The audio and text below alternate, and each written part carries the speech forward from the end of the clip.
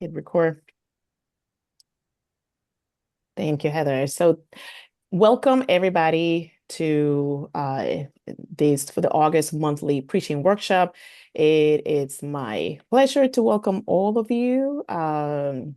Today we have the Dr. Debra Mumford. Mumford, did I pronounce that correctly, Debra? Yes. And she's joining us from Louisville Theological Seminary. But before I introduce her, I want to share a little bit about the Synod of the Covenant. I see that a lot of you are from the Synod. I see Grace. I think I saw Grace there. Grace always joins us, and even though she's not a member of our Synod, but just a little bit of our Synod. We serve the geographic areas of Ohio and Michigan, churches and 11 presbyteries, about 625 churches and 11 presbyteries. Um, Greetings from our executive executive person who is Reverend Dr. Chip Hardwick. And many of you know that he's unable to join us today because he's recovering from knee surgery. And he's been keeping all of us actually in the loop through his posts on Facebook and texts. Not emails, very little emails, thank God, because he likes to work very, very hard. I mean, I have to remind him that it's okay to take care of his body. So we want to extend greetings on his behalf. I know he wanted to be here, and he loves the Synod. He loves all of you. I also want to say a word of some of the things that are happening in the Synod, the Covenant. Heather, correct me if I'm wrong, but the applications for the Matthew 25 grants are up and running. The link is on the website.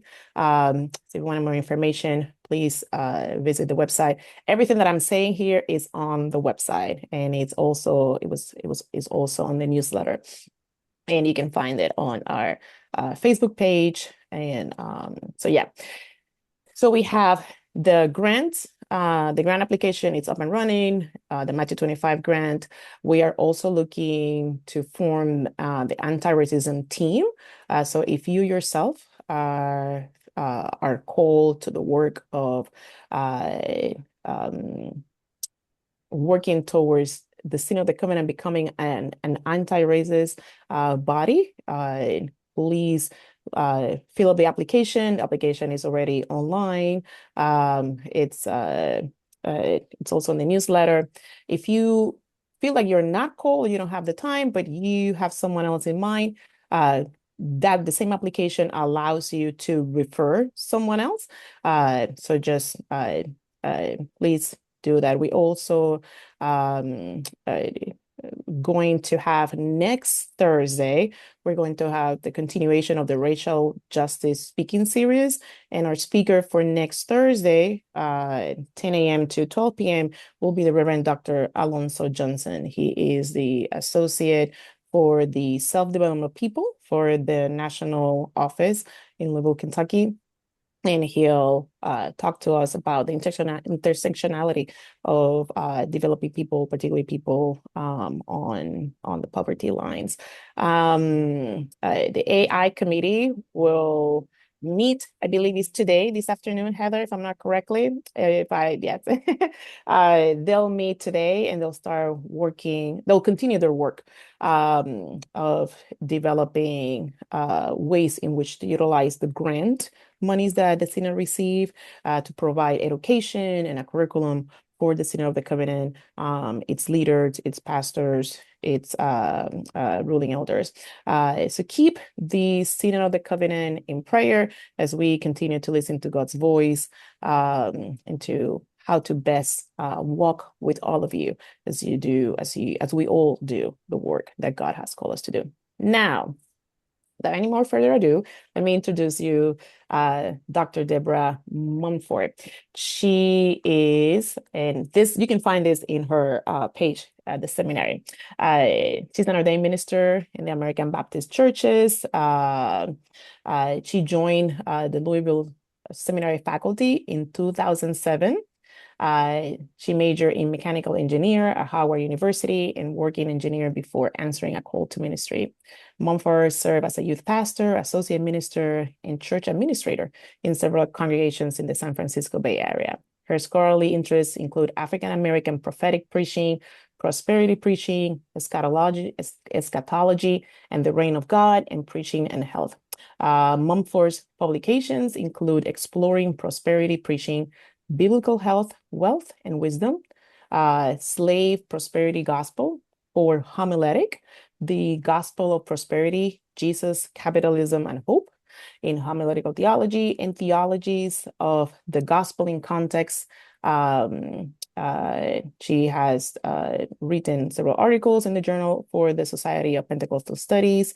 And she's also right now, well, actually, not right now. You've been the dean of the seminary for This is quite my some time. going into my seventh year. Exactly. Yes. Yes. So she's the VP, the Vice President for Academic Affairs, and also the Dean of the seminary. On a personal note, I just told her before we all joined that I met her, I believe now it was '07, Deborah, when she Mhm. first got to Louisville, and I was very, very, very, very, very, very young and still in seminary. And she led a Bible study for racial for a group that the denomination used to support called Racial Ethnic Young Women Together. So she was there to inspire a lot of us, and by the grace of God, many of us are spread throughout the denomination, continuing the call that God places in our lives. So thank you, Deborah, for your witnessing, for your ministry, and for sharing all the gifts that God has given you. So, Deborah, it's Dr. Mumford. This is your platform now. Deborah's fine. Uh, Good morning, everyone. It is a pleasure for me to be here. I would like to thank Chip Hardwick and the staff of the Synod of the Covenant for the invitation to be with you today. I really look forward to our time together. And as you can see, the title of this seminar is Preaching Justice Through Art. Now, what do I mean by that? What is that about? What I mean is that instead of having a biblical text on a Sunday morning be serve as the central text of the sermon, that you let art and a piece of art, a work of art, serve as the central text. And what that also means is that you have to exegete the art. And this is where we'll spend the bulk of our time today. So I want us to have a lot of fun, but I want to work through and first let's talk about how I even got interested in this. Um, so it was several years ago. I was invited by the ACLU of Kentucky to an event they were having at a local museum. Um, and I became interested in that from there. But let's look at our agenda real quick before I get there. So we're going to go through today, like talk about why art, what sparked my interest. We'll talk about how to select a piece of art or work product. We'll talk about work product and copyright. That is very important when we talk about using art for anything. We'll work through a process of how to exegete art and actually do a practice run. And then we'll just talk about very briefly, we won't have time, but developing the sermon from there. And then we'll save some time at the end for any questions you may have. So let's talk about a little bit how I got interested in this. So I was invited a few years ago by the ACLU of Kentucky to participate in an event they called Art and Advocacy.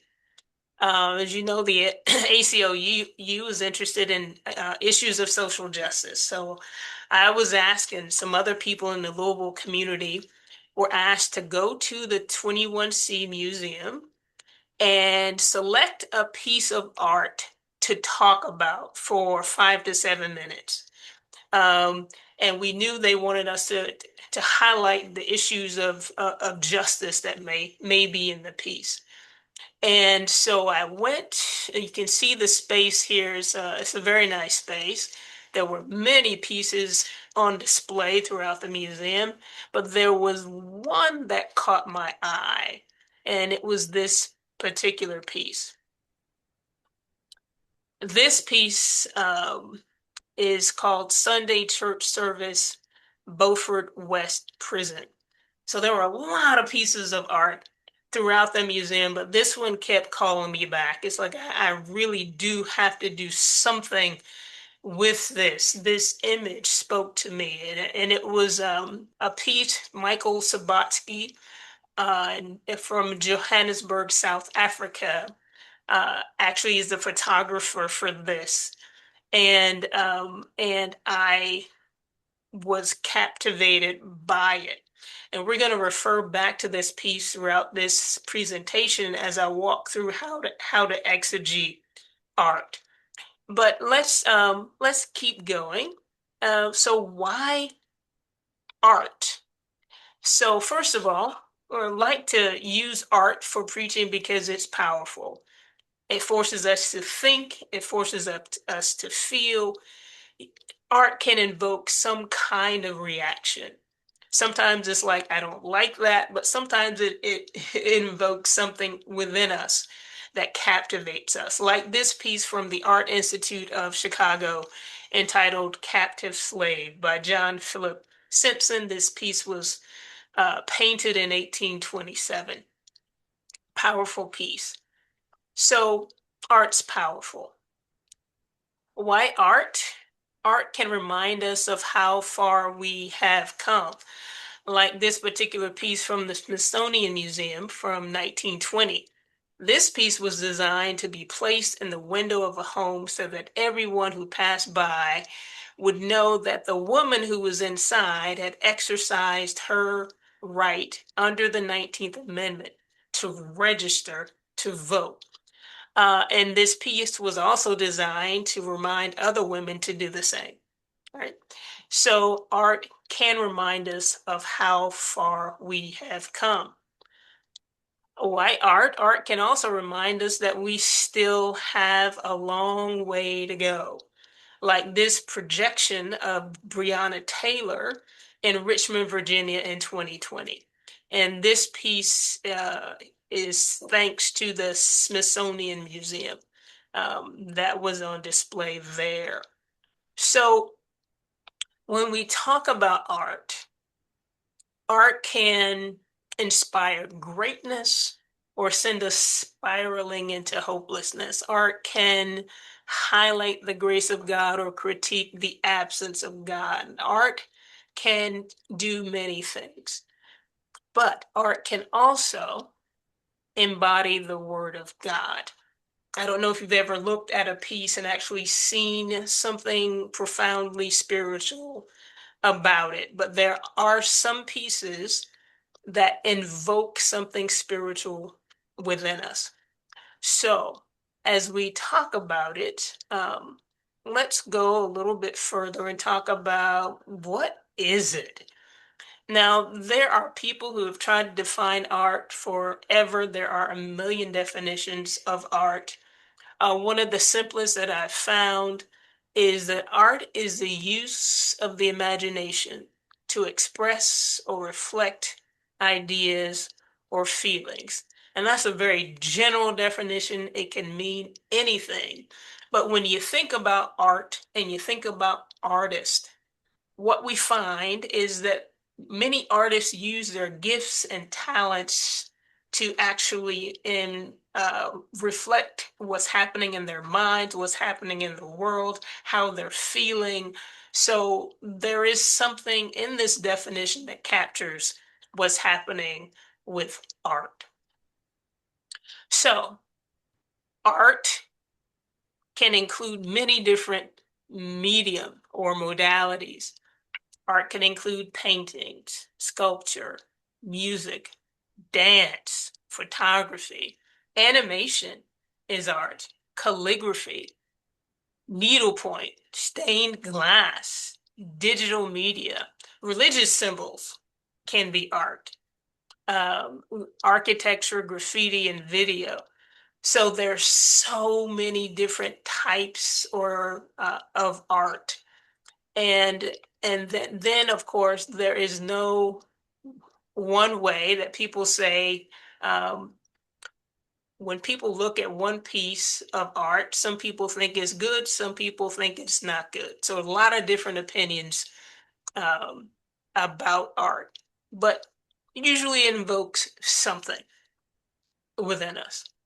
But my argument today for us is that however we define art, however we feel about art, that art is a really good medium for preaching. Many art forms are excellent sources. Art can reflect the goodness of God. It can remind us of the will of God, and it can convict us when we've strayed far from God. Art can do many things. Now, we know on a Sunday morning that sermons generally focus on a biblical text. We are people of the book. Then, of course, the Bible is the central text.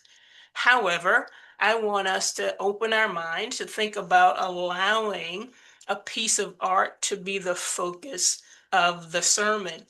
And if we do that, we might be able to attract and maintain attention. Can you imagine you going into a congregation on a Sunday morning and it's time for the sermon?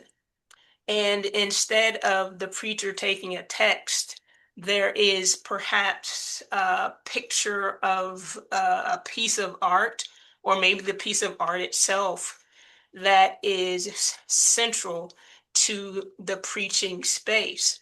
It can create visual interest, it can stoke curiosity, and at least for a little while, even those people who may not usually pay attention on a Sunday morning, they may nod off. When it's time for the sermon, it might cause them to lean in for at least a little while. So I want us to kind of think about the possibility of using art for our sermons. Now, I want us to work and talk about how do we select art for preaching. So we select art the same way we select a biblical text. We have to think about the context. Who are the people in your congregation? What is happening in their lives? What do they need to hear? What do they need to know? What do they need to do? And as you think about your people and what's happening with them, then keeping them in mind, you search for a piece that may speak into their lives. So selecting art is very similar to the way we select a biblical text. And I know if we preach in the lectionary, we have some options, but we choose usually the text that best speaks into the lives of the people uh, that we're creating the sermon for. So art is no different than that. And so let's talk about this image and why it spoke to me so much. So like I said, the photographer was Michael Sabatsky, and from Johannesburg, South Africa. When I walked through the museum and I saw this piece, I had recently read The New Jim Crow by Michelle Alexander. And there was a push in Louisville at that time by the ACLU to ban the box, or to not require applicants who are applying for jobs to disclose their incarceration records. So this was issues of incarceration were kind of on my mind, but it was also on the minds of people in the Louisville area with the ACLU doing their work. So this piece spoke to me, but it also spoke to many people who were attending the event.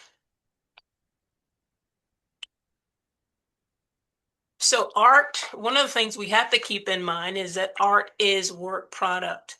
Art is intellectual property, personal work product, registered or unregistered, copyright or formally copyrighted or not.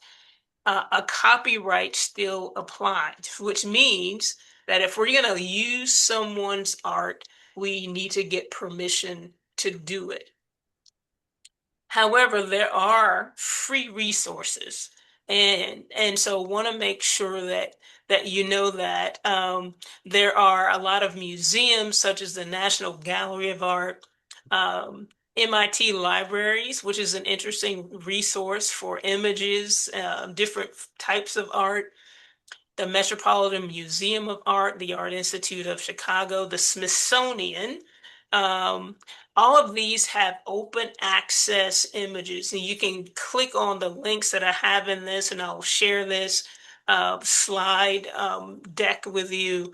But if you click on any of these links, you can go to the open access pages of these libraries and find all kinds of art that you can use for preaching, and it's free, and that's important. And I chose these in particular because there are a lot of other types of platforms that are online that have images. But these do not usually track you or demand that you log in so that they can um, share your cookies and all the other stuff. So if you go to these places, you usually don't have to log in and to be tracked. And we know there's a lot of that online, right? So some of these resources can be very, very helpful for you. So let's go into how do you exegete art?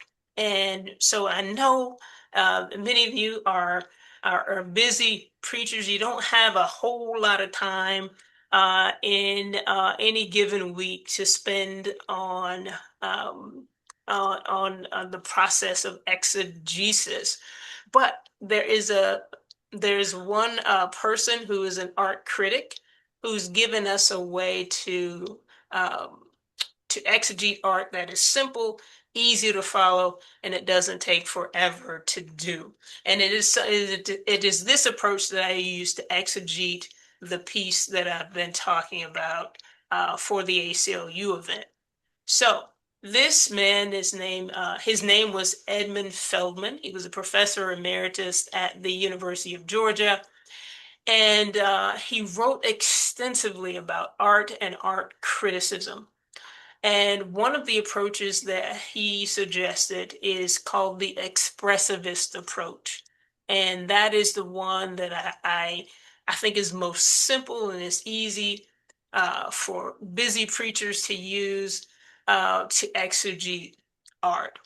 So there are four steps that Edmund Feldman suggests for his expressivist approach. First, when you look at a piece of art, spend time with it, but make sure that you take time to capture your first impressions. What emotions does the art invoke in you? What questions that does it compel you to ask? So it's important first that to make sure that when you're start the exegetical process, capture everything that happens when you look at it. What's going on in your mind? So make sure you capture those. So that's the first step. And then name and describe the facts. Now, some of these facts are just looking at the piece itself. What are the colors? What are some of the lines? What are some of the shapes that are in there? But then there are also this facts such as like who was the artist who wrote it, who developed it. So you need to name and describe the facts. We'll talk about this a little bit more. Then you analyze the facts and interpret the evidence, and then you identify implications. And I added to his fourth step, biblical and theological, for our purposes. For us, one of the things we want to identify are biblical and theological implications. So If we go back to my first impressions of this piece, oh, I had a lot of questions and I tried to make sure that I captured those. In fact, when I was at the museum, I um, was so captivated that I went to a restaurant in the museum and found a pen, wrote on a napkin some of the questions that were bubbling up in me. Like, so who were these men? Where in South Africa was Beaufort West Prison exactly? And who was Michael Sabatsky? What compelled him to take this picture? What was his intent in publishing it? And why were these men worshiping? Whose God were they worshiping? Who was leading them in worship? How did they come to be in prison? How long were they there? What would life be like when they left? I had so many questions that came up when I was looking at this piece. But then I felt a lot of emotions. I felt anger that the men were overwhelmingly men of color. I felt sadness about the contradiction between the beauty of the worship and the ugliness of the worship space with its barred windows and peeling concrete walls. I felt sorrow about the hopefulness of the worship moment symbolized by the uplifted hands uh, with each man in total surrender to God and the hopelessness of their social realities that led them to incarceration. So I wrestled with the contradiction between the brightness and joyfulness of the color of their orange jumpsuits and the darkness of their skin, which to me was analogous to their kind of existential state. And I was also heartened to know that they had found God in that space and still a little mad at God that such spaces continue to exist. So I had a lot of emotions when I was reading this, but I tried to make sure that in my initial impressions that I tried to capture as many of those as I possibly could.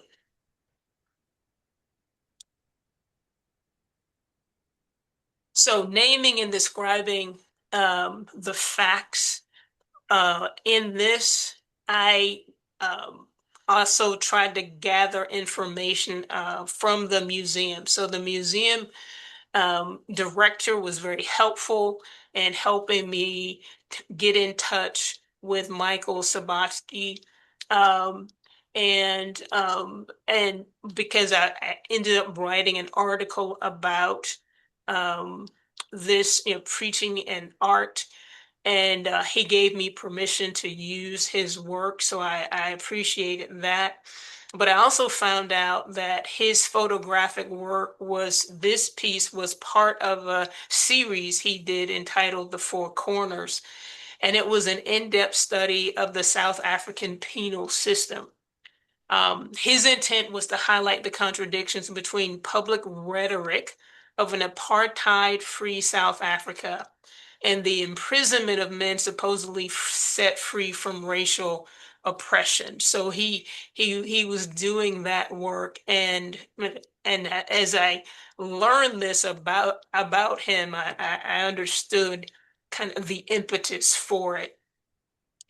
And as I was doing some more research about Beaufort West, which is the town in which this prison is located, it's a town of 37,000 in rural South Africa.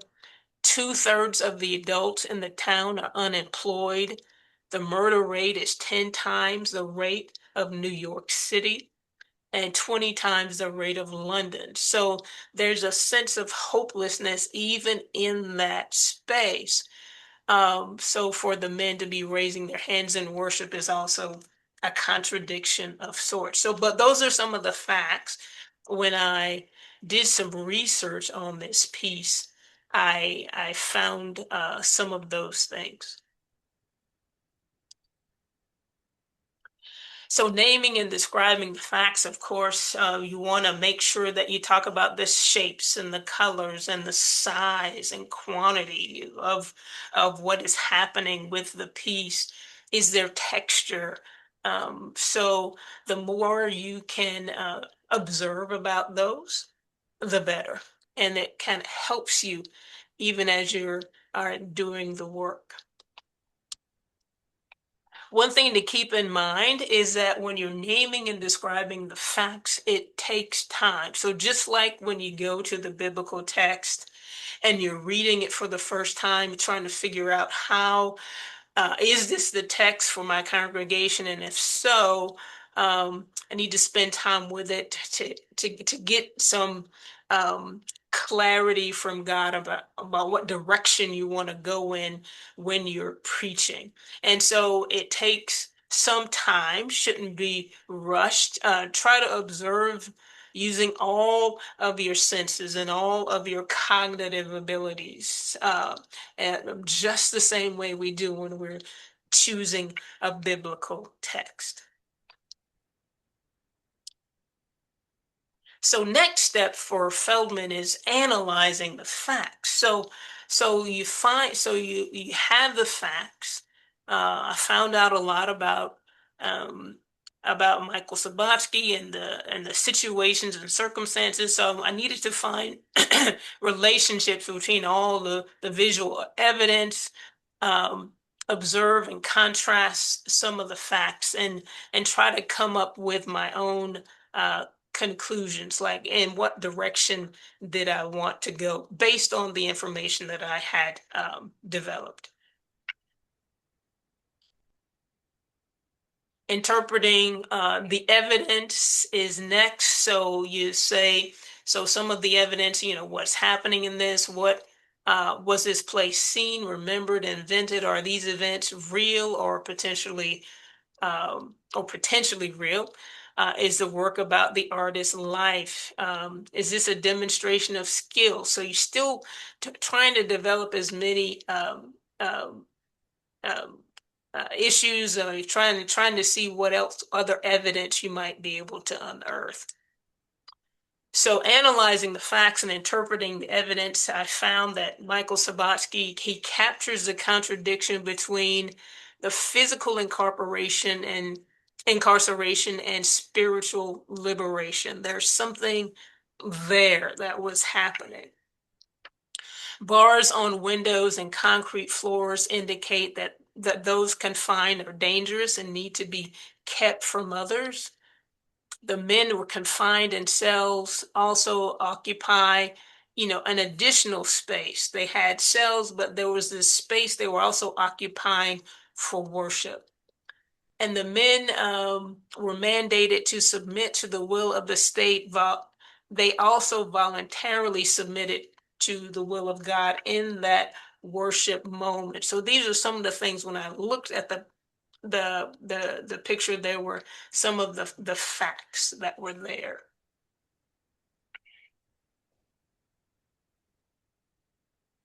Analyzing facts and interpreting evidence.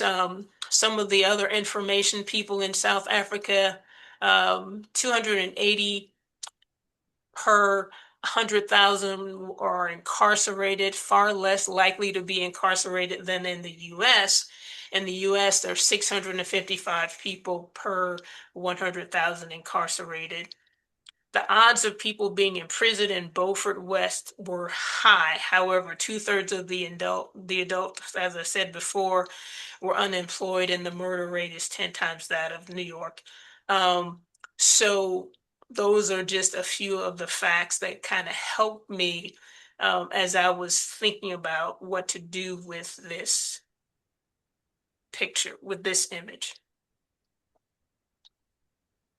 So the last step as we think about exegeting art is to identify, for us, to identify biblical and theological implications. So even though on a Sunday morning, if you're using art, there is no stated biblical text, art often has biblical and theological implications. Okay. And so when I look at this text, when I look at the image of Beaufort West Prison, here are some of the theological implications I identified that come to mind for me. All people are created in the image of God, even those who are in prison for whatever reason, still created, still people of God, children of God, created in the image of God. Also, the God is spirit and is active in concrete historical situations of human existence. In that space, the Spirit of God is still active. And that is a very concrete space of historical human existence. Salvation came to mind for me. It requires us to love our neighbors, including those who are incarcerated. Repentance of sin came to mind as well. I don't know what these men did to be incarcerated. Perhaps some of them did something heinous. I don't know. What I do know is that repentance of sin requires confession of sin and commitment to changing sinful behavior. So that came to mind. I also know that sincere repentance is rewarded by God's forgiveness and forgetfulness. So if they did anything, whatever they did, God, we have a God, we serve a God who is willing and able to offer forgiveness. And that also came to mind when I was looking at that image. So once you have done all of this work, it's time to do some of the other regular work that you're used to when you're developing a sermon. So you have to choose a theme, right? You have to choose a sermon form or structure. How are you going to put it together so people can follow it? You're going to write a draft of your sermon, and then hopefully go through it at least a time or two and then pray about it and allow the Holy Spirit to take you to take it from there. And so the theme I chose for this particular speech I was doing, I ended up preaching it. I didn't mean to. It's like, yeah, it's such a preacher. You're a homiletics professor, of course. You ended up preaching this image. So I ended up doing that. And the theme I use is that all people are fearfully and wonderfully made. And I ended up doing the sermon in the form of a kind of a spoken word poetry format because I had 5 to 7 minutes, so I could do that. I wrote a draft. I went through it a few times, prayed about it, and presented it at the ACLU event. So that is the process for exegeting art. Now, I want us to have some fun and for you to actually get some practice on exegeting art. So, are you ready? I'm looking at everybody. I'm trying to see. Are you ready? Did I walk through that okay? Was that okay? Does this seem like something you might be able to do? Wouldn't it be fun on a Sunday morning? It's like, wow, you go to a church and there's an image there, and bam, that is the text for Sunday. Mm. Could be cool, right? Yes. Mm. Okay, so I'm going to put up an image. And I want you to take time. I'm going to give you some time um, to walk through a couple of steps. So I want us to walk through the steps of capturing your initial observations, just everything that comes to mind when you see this piece. So don't hold back, right? So you're going to do that. And then we're going to do another step and talk about biblical and theological implications for it. Does that sound okay? And then we'll share a little bit about that. Uh, but hope you got a pen, pencil, something ready. And so take notes. And so we're gonna do this. So hang on just a second. So we're going to exegete this, and here's the piece.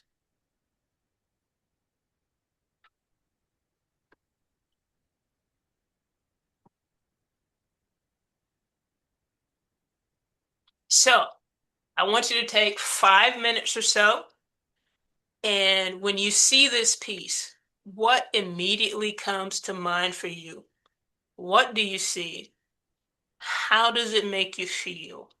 Write down all of your feelings and observations, everything, colors, lines, words, everything. So just take some time and do that.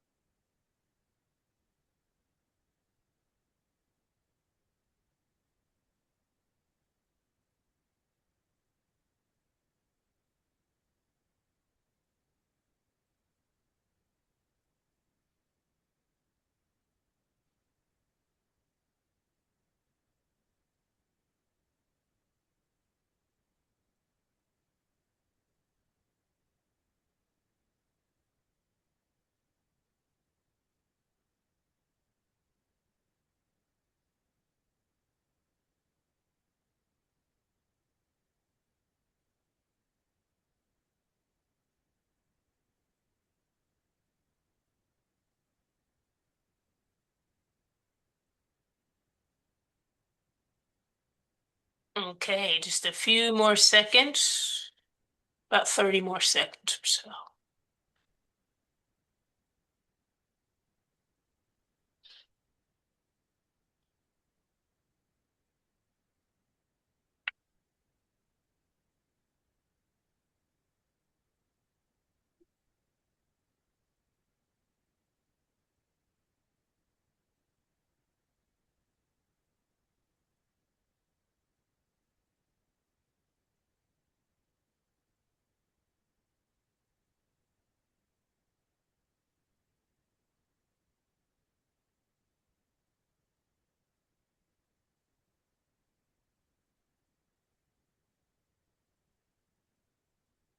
All right.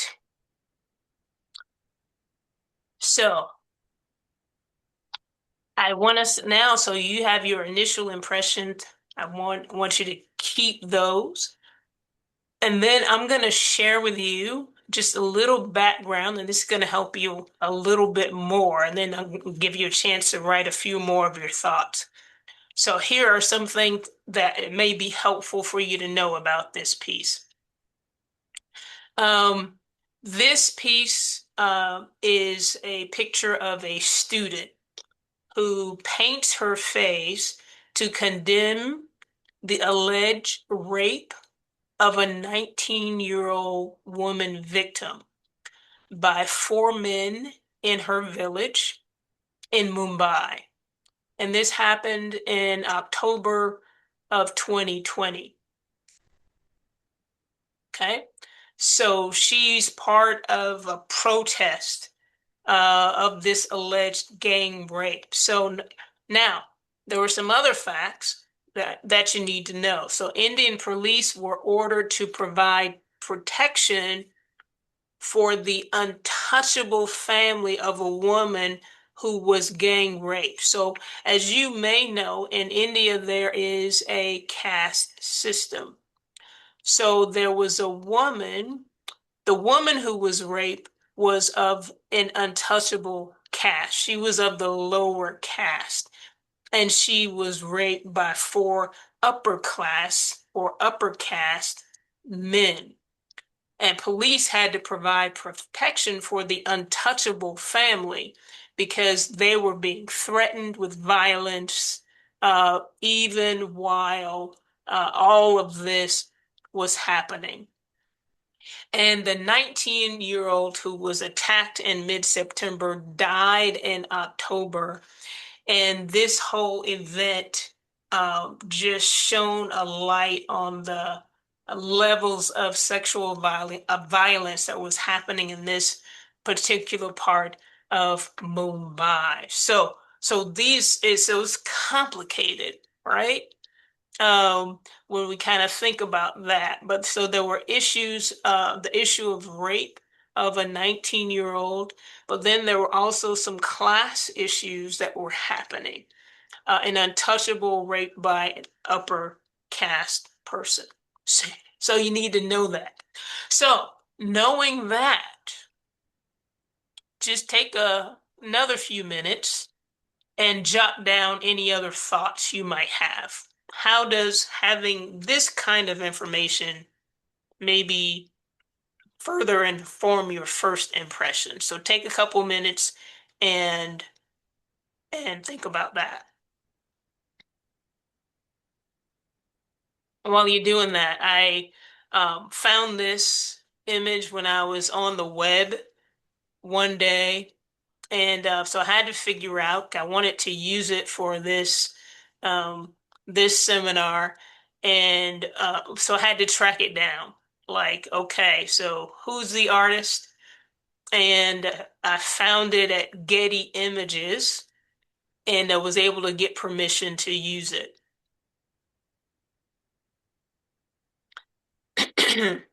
The name of the artist is in the slide deck presentation as well. Okay, one more minute. Any other thoughts that you may have about this image now that you know a little bit about the circumstances?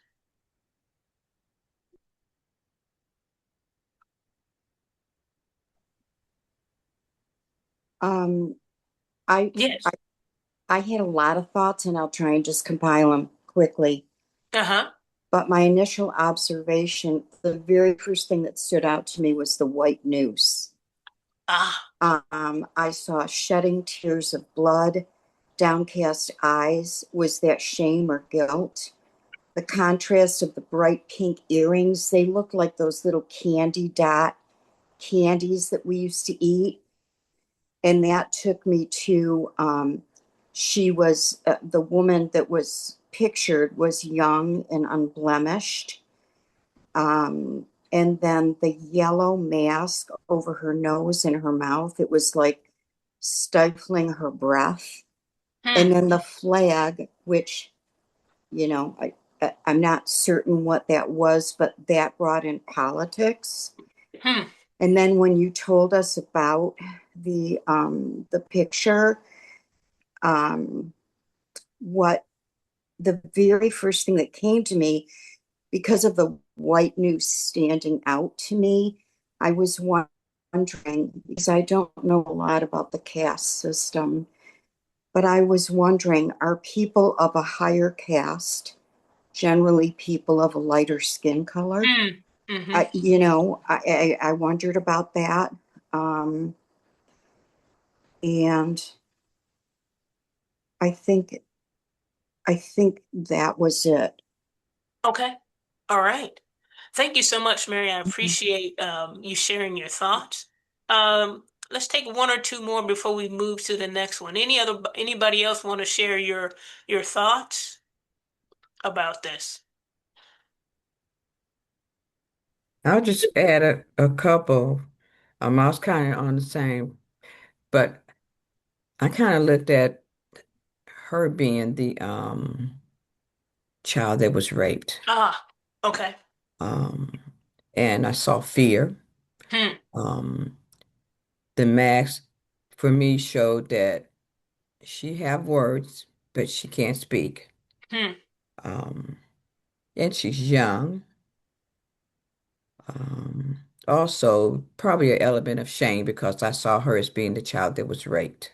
Okay. So she's hiding behind the mask also because she's ashamed. Hmm. Um, and heartbreaking and anger. And like you said, it's time to protest and get out there and do something about it. Mm-hmm. Mm-hmm.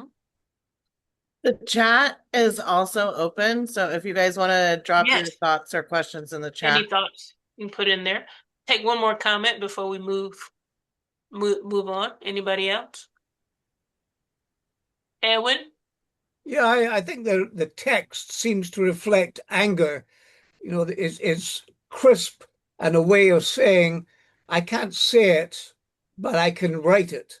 Okay. And this burns me to have this happen. Again, I thought this was the girl who was raped, but obviously it doesn't.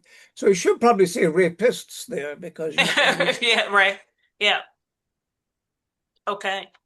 I have a question Yeah. about the painting on the side of the face with the orange and white and the figure of a man holding something. Hmm. And that's something that's not clear, but maybe we could ask that question. Okay. All right. Thank you. No, that's a good question. I don't know what that is. Okay. So with this, we are Grace, did you have a comment? Yes, with your explanation of the India and the caste system, and definitely her race is enlarged even more because of society does not recognize her dignity. Okay. What is taken away, like a hang the rapist, may sound provocative, in the legal term, but she is claiming what is taken away here is as value, same weight as a life itself. Okay. All But right. our society does not recognize that dignity of the like my dignity if it's her or the dignity of a woman's, and that not specifically toward the rapist, but to the whole society. She's crying out and she's not looking straight at you. She's looking down. That's what her the entire life, that will be her posture. And that's kind of bounded in itself. Okay. Thank you so much for that. Appreciate that. Um, so as we kind of think about this a little further, hang on just a second. Let's get this to go. Um, so here are just a few questions that we've kind of talked about for interpreting the evidence, but I want to share a little bit even more about the caste system. Um, So when we talk about the caste system, there is we talk about there's an authoritative book back in the day that acknowledges and justifies a caste system as a basis of order and regularity in Indian society, and that's one. The caste system divides Hindus into four main categories. Some people believe that the groups originated from Brahma, the Hindu god of creation. Now, if you kind of think, if you want to know a little bit more about caste, Isabel Wilkerson did a book called Caste years ago, and she likens the caste system, the racist society of the United States with the caste system in India. She said there are some similarities. We talk about colorism and class, but she did a really good job talking about caste and and inferring or actually stating that while India's caste system is very overt, we have a caste system in the United States as well, have for a very long time. Um, so, um, so in the caste system, it bestows privileges to those in the upper caste while sanctioning repression of those in the lower caste. So when you said that when we saw that there was oppression, then of the lower class, we can kind of see how that happened in the society. So now what I'd like for us to do now is to take some time. I'm gonna actually send you into breakout groups for a few minutes because I want you to talk about this. I want you to talk about um, this picture. And as you're kind of thinking about, you know, biblical and theological implications, I'd like for you to talk to each other about that in your small groups. So think about so now you've got your first impression. You have a little bit of background on this on the context of the picture. So now what, right? So I want you to take a little time. What are the biblical and theological implications? And so I'm going to send you into some small groups. Hang on just a second. Let me do this. Breakout groups. We're going to have, I think about 5 to 20. So 5 breakout groups. And we're going to go. And so you'll come back in about 10 minutes or so. Okay. But I'll call you back in. All right. Welcome back, everybody. So let's just talk about some of the conversations you had, maybe some of the, hopefully you had some good conversations. Some of the biblical, theological implications, or any other thoughts you might want to share about your conversations. Anybody want to share?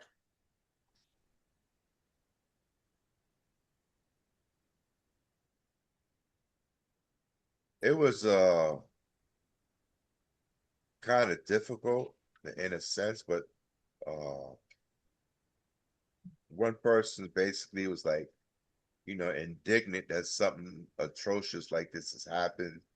And uh her idea was more Old Testament, Okay. you know, and about the Levite and the concubines, Okay.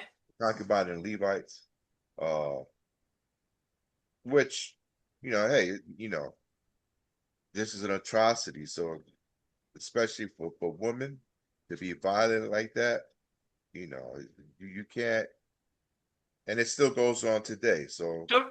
the Sure. exploitation of women and stuff like that. And then we had thinking about like how do we try to incorporate like reconciliation, redemption into this.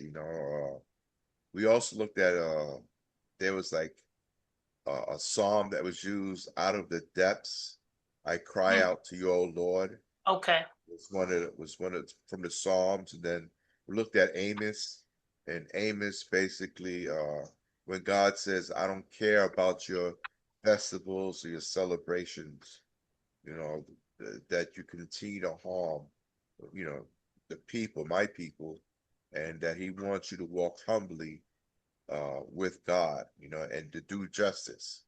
Let justice roll down like running waters.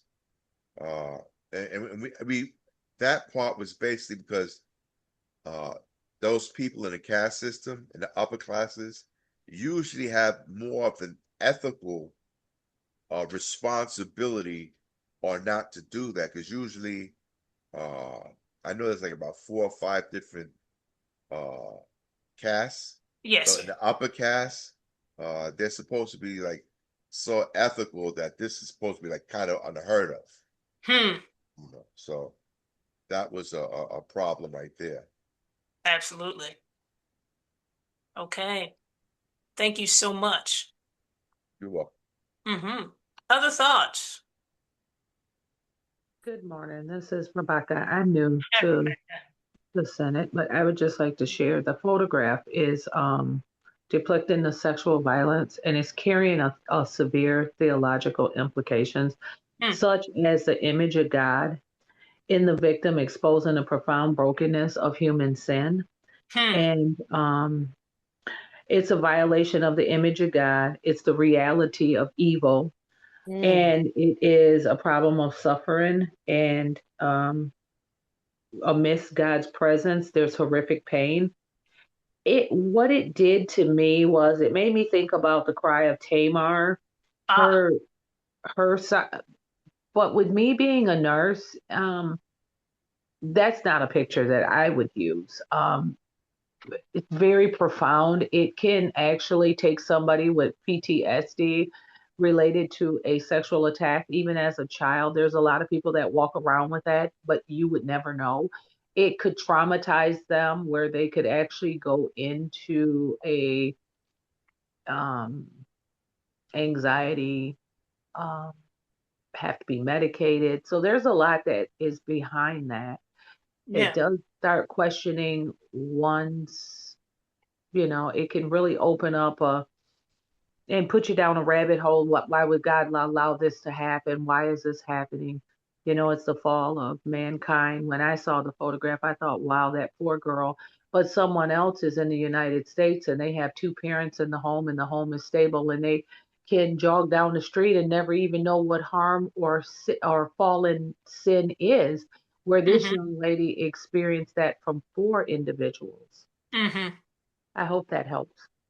It does help. And you raise an excellent point about, so if we're um, approaching a very difficult topic in a sermon, to do a disclaimer before starting it could be helpful. But it's also, it's important to know your congregation. So, will something like this trigger someone? And maybe you can't predict it. But you try to figure out when you're choosing images for your congregation, try to make sure that they're appropriate for your congregation. So the more you know about your people, who they are, what they're going through, the better. And you can choose images that work in that space. Okay. Other thoughts about this? Thank you. Thank you, Rebecca. So just building on what Rebecca said, I would tend to use this photograph and say an adult ed discussion or a small group discussion first to get feedback from people to then say, is it something you want a sermon to have? So you have feedback before you go to the sermon. Excellent point. Okay. There may be some images you choose that you don't think are controversial at all. All right. So they're not gonna probably evoke anything. That may be happy images or something that is not difficult. Not not just a happy or nice image. Mm-hmm. Images that will evoke a lot of the thoughts and the Mm-hmm. questions, the reflections. I I hope this is a setting that they can express their reflection in some way. Like in more the small group or Bible class, they can talk about like just you ask us, res we can respond to their evoke something that evoked her. In a typical worship setting, especially in Presbyterian church, it is one side talking. So I don't feel do it right while they were doing a lot of thoughts coming, reflection coming up. I'm just talking. I'm preaching, preachers to preach this in one side.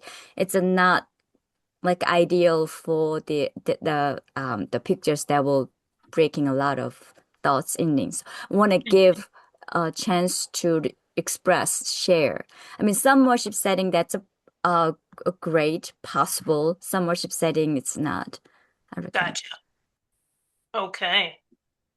All right. So let me do the final slide here and then open up for questions. So just to keep in mind that art as a central text for the sermon can be good, can attract and maintain attention, can create some visual interest, can stoke curiosity, and it also can embody the Word of God in some profound ways. So those are some things to keep in mind about art. And so I hope that I've kind of just put on your minds the possibility of using art as a central text in your context. So, having said that, I want to open up for any questions you may have as we kind of wrap up our session today. What are some questions you may have? Not a question, just a comment on Deborah. Yes. All your last slides, can. I said yes, yes, yes, yes. Oh, okay.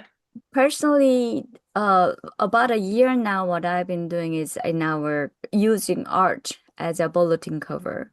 Ah, Um, that it started as a like because of our previous I coming into new call, they used the bulletin cover art somewhat um generated artificially.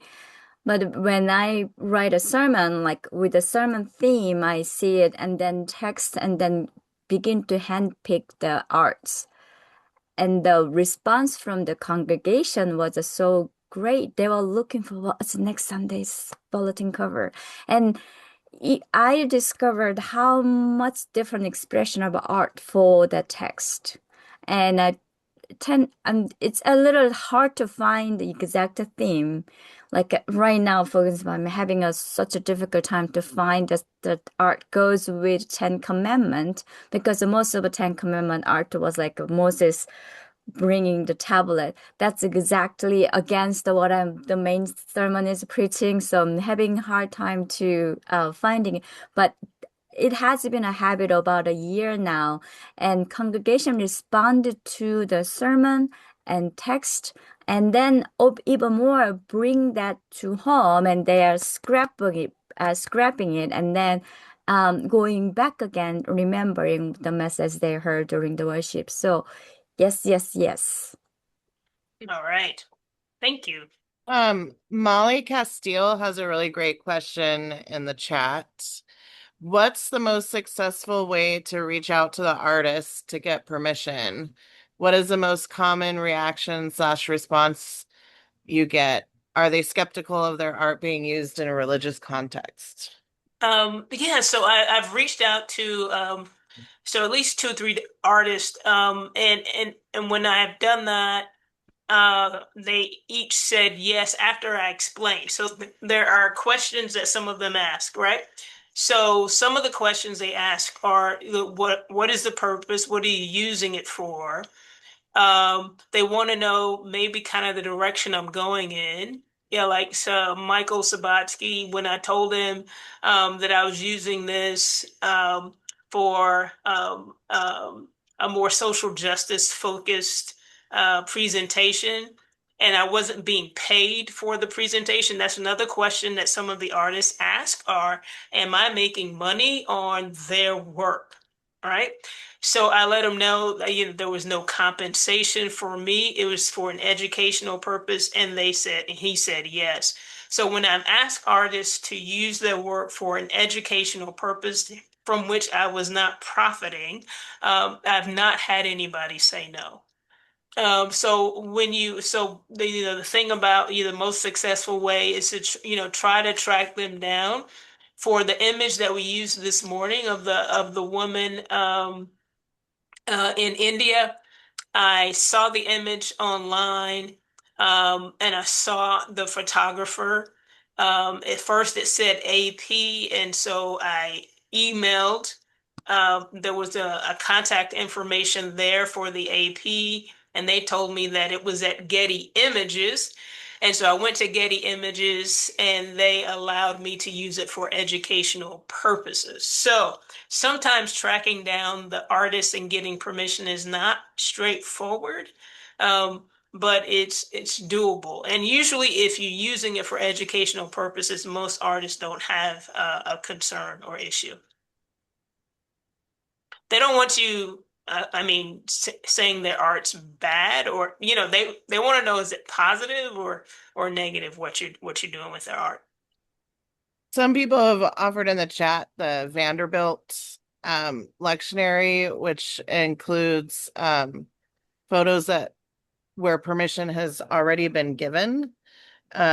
So you can use those. Yeah. And then there's also one of the resources I use a lot is Unsplash, Okay. which is a website. They are starting to charge for some of their photos now, but basically the website was designed for professional photographers to share their work for free. So that's another resource. Very nice. All right. I will take some of those as well. Yes. Deborah, when you preach the first photo, using that one, which text did you use? Sermon, Yes. biblical Yeah. text with it. So I didn't actually take a biblical text, but there were biblical implications, right? So when I talked about, fearfully and wonderfully made, that's obviously the Psalm. And so referring to that Psalm, it was easy for me. So even if you don't take a biblical text as your central text, um, uh, referring to a text during the sermon makes a lot of sense, right? Because there are obvious biblical implications there. Yeah, because when we were in our break room, that was just me and another lady, a pastor.